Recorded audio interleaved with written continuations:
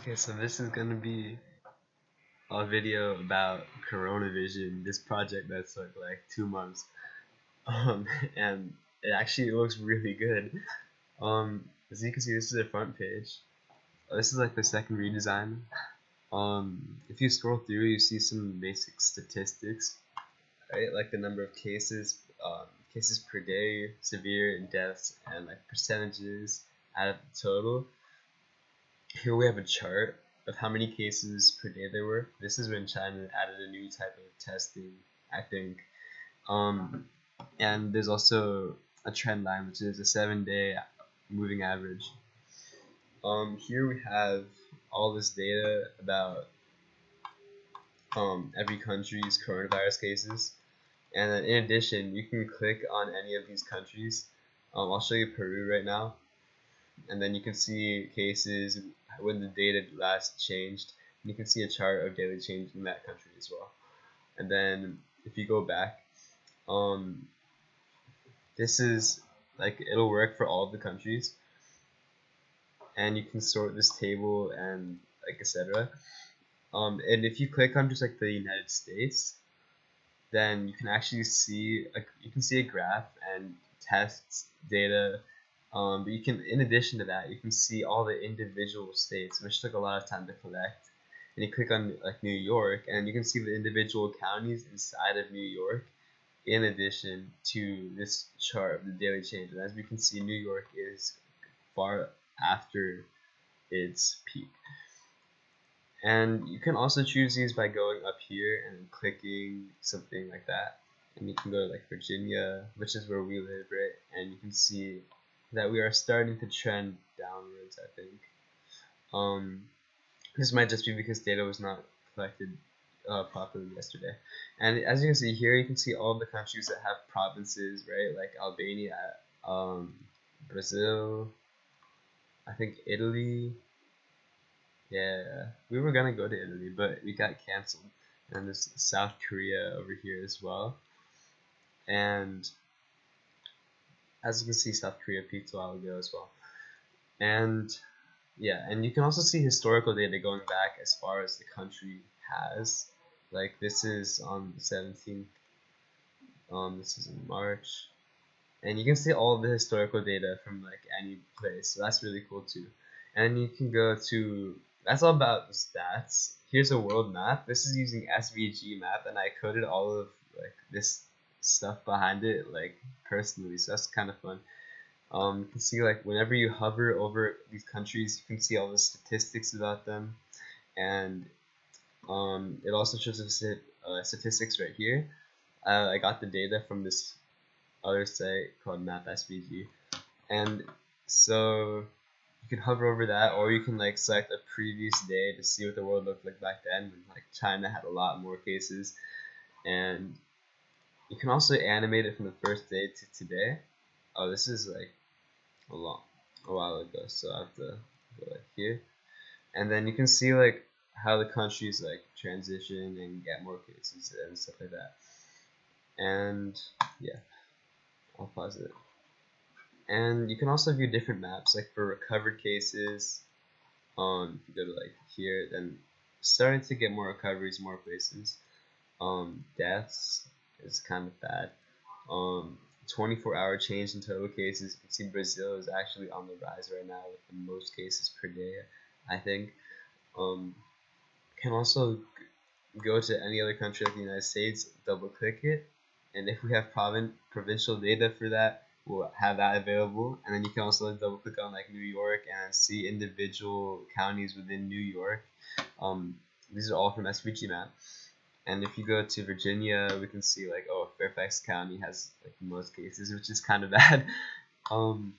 Yes, but this will work for like a lot of other countries too, like Italy. And I don't think China works. I think Australia does work.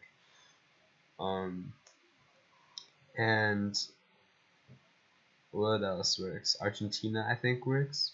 Has provincial data. This took a long time to make, and I think it turned out really well. It's also a heat map right here, and this is using like a different engine. This is using Mapbox. You can also animate it from like the select like from the first day to today. Um, and as you can see, like you can see the heat map start to spread like that.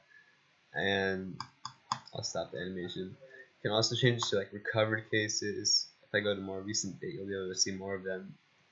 Heat map up recovered cases of deaths of 24-hour change. As you can see, Brazil is getting a lot bigger. So there's that, and then we can see charts. Like these are the number of cases in the world. This is the daily cases in the world with a trend line. The number of deaths in the world, also trend line. I think we're gonna peak like way over here. I hope. I don't know. And then daily deaths is going down. So actually, I guess we've already kind of peaked. Recoveries are going way up right now, as well as daily recoveries. And yeah, and you can also change the y-axis on any of these graphs, like logarithmic. As you can see, like there were like lots of time. This is when it left China and actually went to the rest of the world, and then it started booming again. And yeah, and you can see daily cases in the world logarithmically as well. So those are all the charts. I use chart.js for that, and you can also change this to any country you want to, like the United States, for example, and you can see charts for daily change, deaths, daily deaths, recoveries, and daily recoveries, and this will also go down to the state level as well, like for example Virginia. And we can see that Virginia's cases might actually be peaking soon, as well as their deaths, and recoveries are kind of going up as well. So that's good. And then we also have a page on how to help, like safety, donations, during the hospitals in need, how to make a mask out of a shirt from the CDC. News, which was made with the News API and is updated hourly. And we honestly didn't spend a lot of time on this. This is an API call. You can see all of the news headlines about the coronavirus for this thing. If you go to sources, you can see a list of all of the sources we use. This took a long time to do, and I think that I should have spent more time adding features to the website and finding a bunch of country sources, but I think it turned out great. You can actually see here that like this is a collection script, and it's collecting, and there's a few errors, but whatever. That doesn't mean the data is incorrect, and that's just like network errors. Over here we can see that there's a page to contact us. I was the lead developer. Suhas helped a bit. Aten said he was gonna make an app for it. I don't know if he did or not. I think he actually did get pretty far though. We just never published it. And then this is Joshua Sway. He helped with the how to help page by writing and finding nonprofits that we could use and stuff like that. So that's good. And yeah. Oh, there's also other stuff right here, like clarifications about the statistics. Yeah, that's overall. That's it. This is I'll show the table structure as well. Really quickly. So, I need to find my SQL, bro. Oh, it's not there anymore.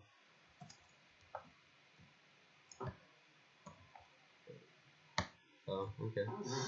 Well, I'll have to show you the tables later. I think, actually no, I do have them somewhere. One second. Okay, so this is the SQL. We were gonna do hospitals, but that took too long.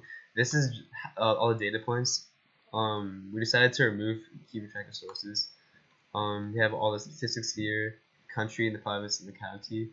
If it's blank, this means it's not a specific country. It's like the entire world. Over here, latitude and longitude for the heat map, population and population density for calculating tests per million, and the country, province, county to identify it. And that's the SQL. If you want to run the SQL, you're gonna have to use this wheel that I have over here. Alright, thank you, bye. This was a fun project.